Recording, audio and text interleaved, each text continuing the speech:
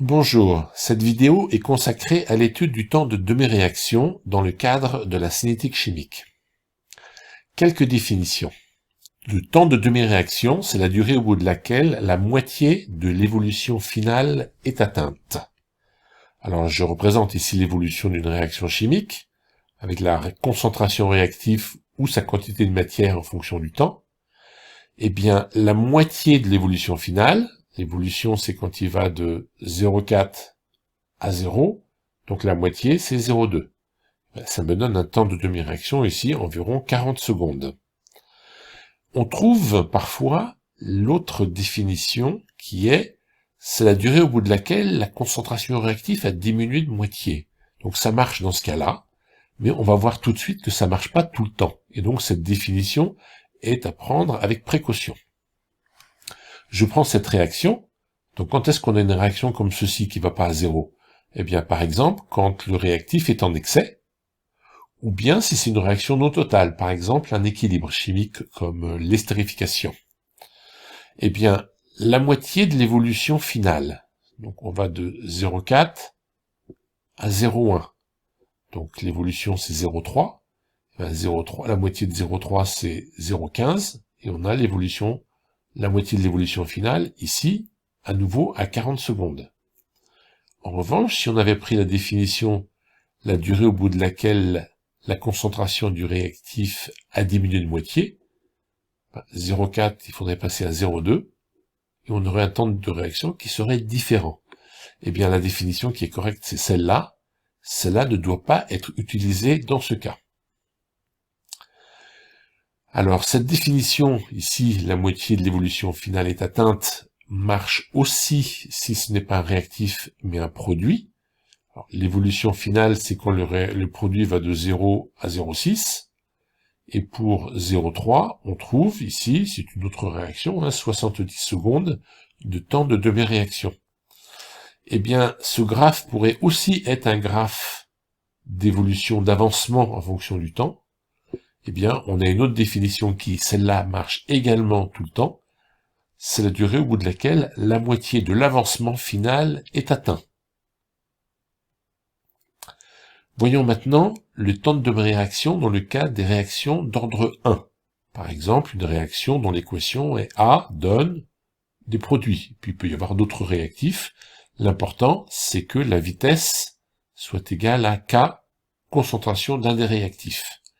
Quand on intègre cette loi de vitesse, on a A égale A0 et puissance moins kt, ce qui donne cette évolution-là. Alors là, j'ai pris un cas particulier où A0 vaut 0,40 et une constante de vitesse qui vaut 0,010 secondes moins 1. Donc le temps de demi-réaction, c'est le temps ici 0,70. On peut le trouver par le calcul. En effet, la moitié ici de l'évolution, c'est quand A vaut A0 sur 2. On a à ce moment-là le temps qui vaut T1,5. Eh bien, si j'élimine par A0, que je prends le logarithme, je transforme ceci, on a que le temps de demi-réaction est égal à log de 2 sur K. Son application numérique nous montre que T1,5 égale log de 2 sur 0,10, ça fait 69 secondes. On n'est pas loin des 70 que j'avais annoncé graphiquement. Il est intéressant de noter que ce temps de demi-réaction est indépendant de la concentration initiale du réactif.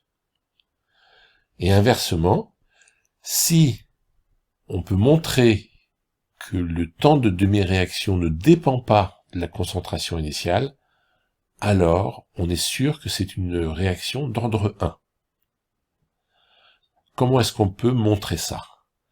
Eh bien, si on a deux conditions initiales différentes, par exemple pour la même réaction 0,4 mol par litre ou 0,02, et que le temps de demi-réaction ne change pas, ici c'est la moitié de l'évolution, c'est 70 secondes, et là la moitié de l'évolution c'est 1 10 moins 3, c'est à nouveau 70 secondes, alors on est sûr que cette réaction est une réaction d'ordre 1. On n'est pas obligé d'avoir deux conditions initiales issues de deux expériences. En effet, une seule expérience permet de le montrer. Si je prends la condition initiale ici, eh bien, la moitié, c'est 0,2. J'ai 70 secondes. C'est la même réaction que ça. C'est le même graphe que j'ai étiré. Eh bien, si je prends ma nouvelle condition initiale ici, eh bien, je vois que la moitié de 0,2, c'est 0,1, et j'ai à nouveau 70 secondes. Et pareil ici, si je prends cette condition initiale, j'ai la moitié aussi, ça fait toujours 70 secondes, etc. Donc, une seule évolution permet de démontrer s'il y a indépendance du temps de réaction, quel que soit l'instant qu'on choisit comme moment initial, alors c'est une réaction d'ordre 1.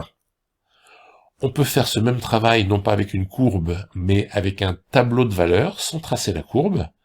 Donc on voit ici que l'on part de A égale 0,256, alors on n'arrive pas tout à fait à 0, donc il faut attendre un petit peu plus, donc c'est ce qui a été fait, et à 2000 secondes on n'a pratiquement plus rien. Eh bien pour trouver le temps de demi-réaction, eh bien on prend le temps, la valeur initiale, on divise par 2, et on voit le temps au bout duquel on a divisé par 2 la concentration, c'est au bout de 100 secondes, donc le temps de demi-réaction c'est 100 secondes, mais si on veut montrer que c'est une réaction d'ordre 1, à ce moment-là, on prend une autre valeur initiale, on va considérer la valeur initiale de la concentration à 0,128, et bien si on commence la réaction à 0,128, ça passe de 100 à 200, et ça nous donne ici à nouveau un temps de demi-réaction qui vaut 100 secondes, donc c'est bien une évolution avec une réaction d'ordre 1. Et je peux prendre n'importe quelle valeur initiale, je prends 108, qui est à 125, la moitié c'est à 54, et ben on a à nouveau 100 secondes. Voilà. On peut donc dire que pour une réaction d'ordre 1, le temps de demi-réaction est une caractéristique de la réaction. On peut également avoir une idée du temps au bout duquel on va arrêter la réaction en considérant qu'elle est finie.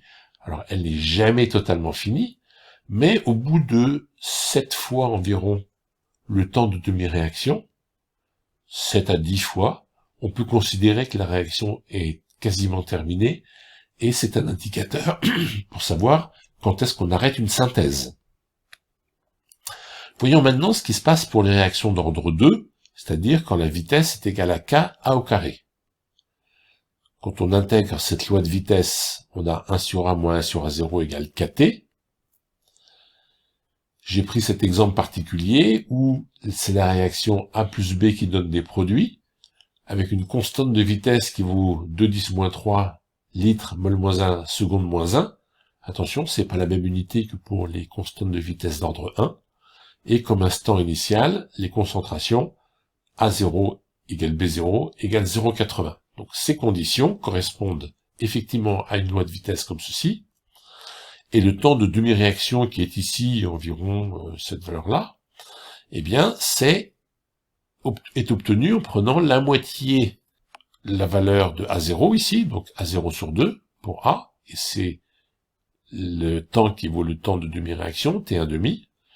Alors, on peut finir le calcul et trouver que T1,5 est égal à 1 sur K à 0. Donc, on voit cette fois-ci que le temps de demi-réaction dépend de la concentration initiale. Donc, le calcul ici montre que ça fait 625 secondes ici. Voilà. J'ai étendu ici l'échelle. Donc, j'ai bien mes 625 secondes. Voilà. Et je m'aperçois que si je prends un autre instant initial, donc avec une concentration qui vaut 0,2, eh bien je me retrouve avec ici le temps de demi-réaction qui vaut toute cette flèche rouge. Donc on trouve ici 2500 secondes. Donc c'est bien cohérent avec le fait que le temps de demi-réaction dépend de la concentration initiale. Donc pour une réaction qui n'est pas d'ordre 1, le temps de demi-réaction n'est pas un temps caractéristique de la réaction. Il est intéressant de comparer ce qu'on vient d'étudier à propos du temps de demi-réaction avec d'autres phénomènes physiques comme la décroissance radioactive. La loi de décroissance radioactive, c'est que le nombre de noyaux qui restent à désintégrer est égal au nombre de noyaux à l'instant initial et puissance moins lambda t.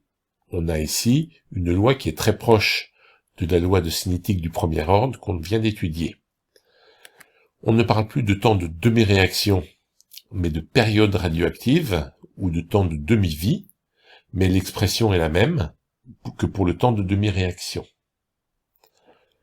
Un autre phénomène, c'est le phénomène de croissance virale, ou de croissance bactérienne, ou plus généralement de croissance d'une population. Eh bien, le nombre d'individus à un instant t est égal au nombre d'individus à l'instant initial fois exponentielle kt. Et on a ici une expression positive. Alors que pour la loi d'ordre 1, on avait une expression ici dans l'exponentielle qui est négative. Eh bien, cette fois-ci, on parle de période de doublement ou de temps de doublement de la population, mais l'expression est la même que pour le temps de demi-réaction. Et on a une croissance exponentielle. Alors, elle part pas de 0, elle part de n0 ici, alors qu'on avait une décroissance dans le cas du réactif pour une loi cinétique. Je vous remercie de votre attention.